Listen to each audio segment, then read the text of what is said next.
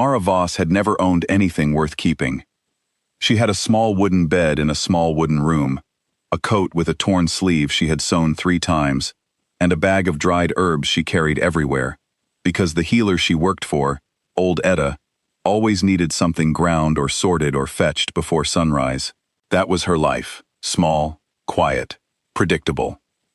She did not mind it, most days. She had grown up on the edge of the Ashwood Pack's land, which meant she was close enough to feel the warmth of a community, but never quite inside it. Her mother had been human.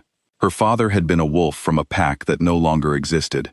That made Mara what the purebloods called half-blooded, and what the humans called strange, and what she called simply herself, because she had stopped waiting for a better word. Nobody paid her much attention. She delivered medicines. She prepared remedies. She cleaned wounds and ground roots, and listened to old Edda talk about the old days when things were different. She did not ask for more than her daily bread and a roof that did not leak too badly when it rained. She was 22 years old, and she had never once stood in front of someone powerful and believed that what she said would matter. That was about to change. The Grand Summit happened every 10 years. Every pack alpha in every territory came together under one roof, in the great hall of the Ashwood estate, to settle old agreements and make new ones. Borders were redrawn, debts were cleared, laws were written. It was the most important gathering in the entire world of packs, and it was the last place someone like Mara was ever supposed to be. She was only there because old Edda had sent her. 3 crates of medicine needed to reach the healer's tent on the east side of the estate before evening. Edda's knees had been bad for a week. Mara had carried everything herself, 2 loads through the back path, and on her 3rd trip, she had taken a wrong turn through a side door she mistook for the supply corridor. She stepped through it and stopped.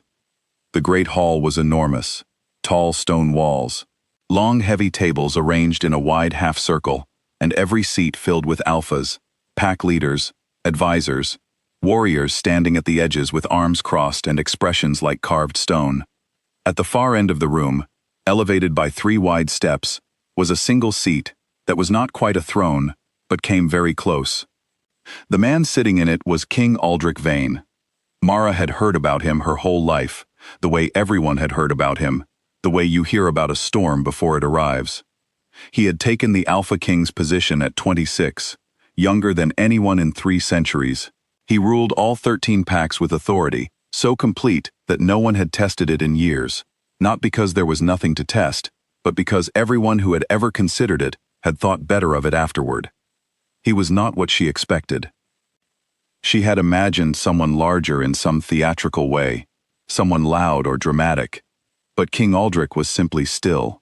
He sat with a quietness that somehow filled the entire room.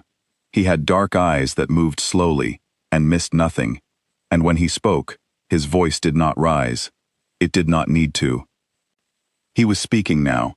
He was explaining, in the calm and final tone of someone who had already made up his mind before walking through the door, that 3 packs had broken the treaty written at the last summit. They had moved territory boundaries without agreement. They had sheltered fugitives. They had failed to answer 2 formal summons. His judgment was dissolution. The 3 packs would be stripped of their status. Their members would be exiled to the borderlands. No appeal, no discussion. The room was completely silent. Every alpha at every table had their eyes down. Not one of them spoke. Mara stood in the doorway with a bag of dried chamomile in her left hand, and she understood, in a very clear and simple way, that she should turn around and walk back the way she came. She stayed. She did not fully understand why, even later, when she tried to explain it to herself. Maybe it was because she knew what the borderlands were. She had cousins there, distant ones, people her mother had mentioned before she passed. She knew what it meant to be packless in the borderlands. She knew the cold of it, the emptiness of it, the particular way it hollowed a person out over years. And she knew that in those 3 packs, there were children. Pups under 12 who had done nothing, who had been born into families that had made bad decisions, or been led by alphas who had made worse ones, but who themselves had not chosen any of it. And those children would be exiled, along with everyone else, packless, bondless, unprotected, in land where the rule was simple: the strong survived, and everyone else did not. She thought of those children. She walked into the room. Later she would not be able to explain what it felt like to take those first steps forward. She remembered the moment her shoe touched the stone floor inside the hall, and the sound of it, small and quiet, somehow cutting through the silence so that two guards near the door turned their heads. She remembered faces turning toward her. She remembered someone near the front table saying her name in a sharp whisper, not because they knew her, but because they had seen her before in the corridors and knew she was nobody, nobody at all, and nobody was walking across the floor of the Grand Summit. She walked until she was standing in the open space before the elevated steps. King Aldrich looked at her. She looked back. "I want to ask you for one promise, Your Majesty," she said. The silence that followed was different from the silence before. The silence before had been the silence of people trying not to make a sound. This silence was the silence of people who had stopped breathing. A guard moved. The king raised one hand without looking at him. The guard stopped. King Aldrich studied her for a long moment. His expression did not change. He did not look angry. He did not look amused. He looked the way someone looks when they see something they did not expect and they are taking the time to understand it fully before responding. "You have 30 seconds, he said. Use them." Mara did not waste any of them. She told him about the children, not dramatically, not with tears or long speeches, but clearly, because she had only 30 seconds, and every word needed to carry its weight.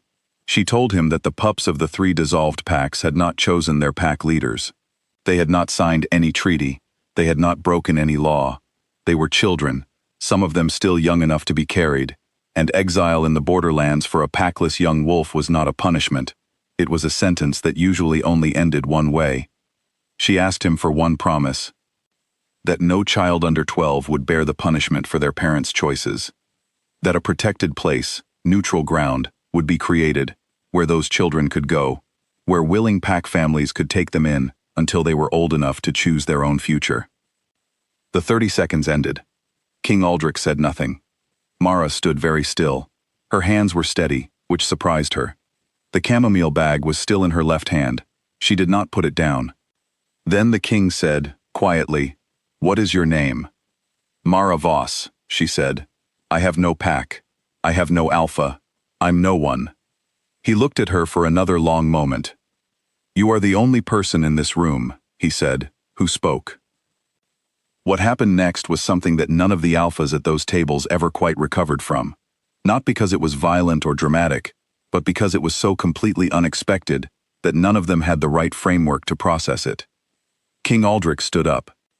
He walked down the 3 steps to the floor level, which he had not done at any point during the summit. He crossed the open space to the long table where the summit record lay, the thick bound document in which all decisions made at the summit were recorded and signed and sealed and made into law.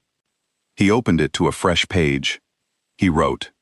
He wrote for several minutes, slowly and carefully, and the only sounds in the room were the movement of the pen and the very quiet breathing of several hundred people trying to be invisible.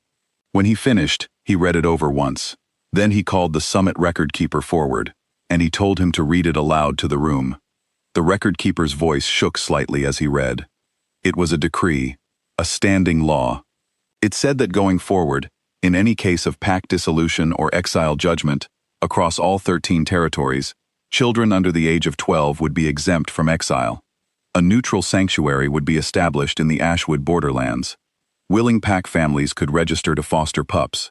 The children would remain protected until their 12th year, at which point they could choose to petition for pack membership or live as free wolves in the neutral territory. It would be called the Ashwood Covenant, and in the record, in the line that stated the origin of the law, the name written was Mara Voss. King Aldrich pressed his ring into the wax seal. He looked at Mara. "You asked for one promise," he said. "I gave you something better. Your name is now in pack law. Every child protected under this decree will know why." Mara stood there holding her chamomile. She did not cry. She did not thank him with the kind of grateful overflow that some in the room might have expected. She simply nodded, once, because words felt small right then, and she thought he would understand that. He did. She walked back out the same door she had entered through. She delivered her medicine to the healer's tent. She walked home through the back path as the sun went down, And she sat on her small wooden bed in her small wooden room, and she stayed very quiet for a long time. The Ashwood Covenant went into effect within the month.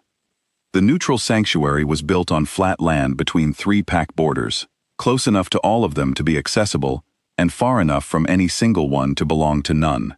It had a main house, a set of smaller buildings, gardens, open fields where children could run. It was built plainly and maintained carefully. Over the next 3 years, 431 children came through its doors. Some of them were brought by pack members who had been ordered to deliver them. Some of them arrived with older siblings who refused to let them travel alone. Some of them came very small and very frightened and did not speak for weeks. Every one of them was taken in.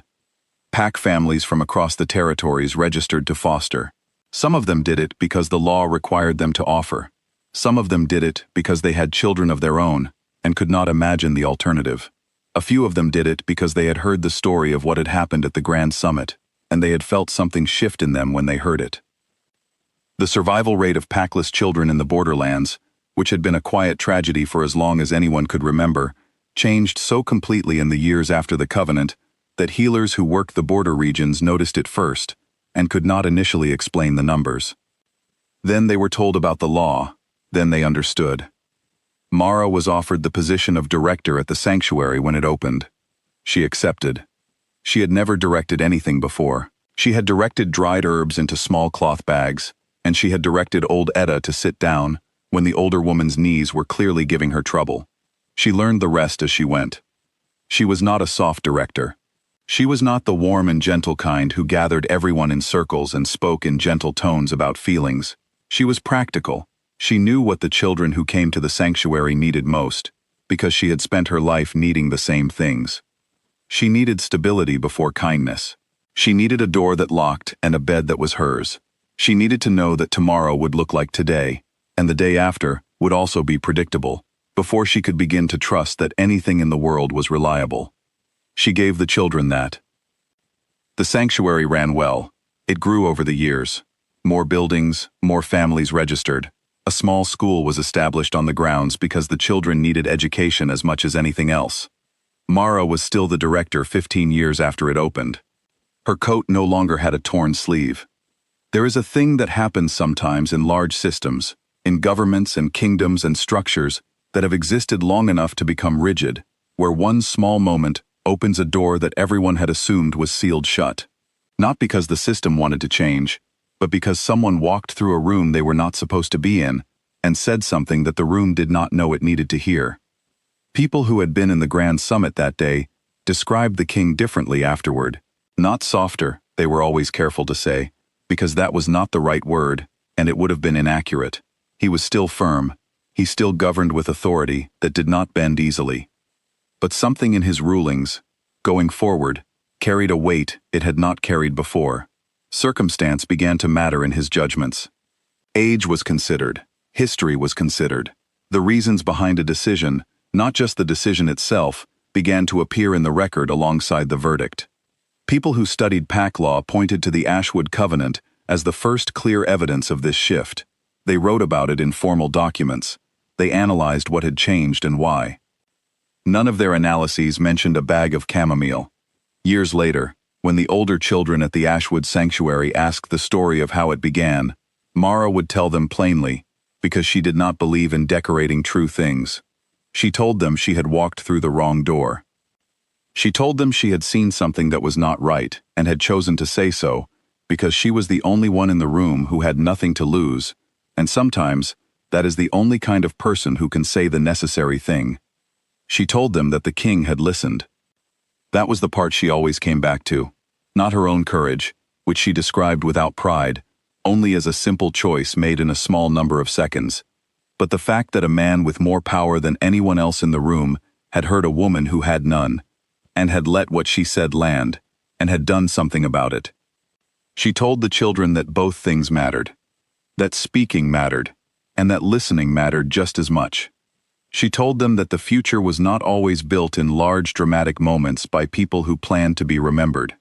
Sometimes it was built by someone with a bag of dried herbs who took a wrong turn and decided, in 30 seconds, to say the thing that needed to be said. She told them their names were proof of that.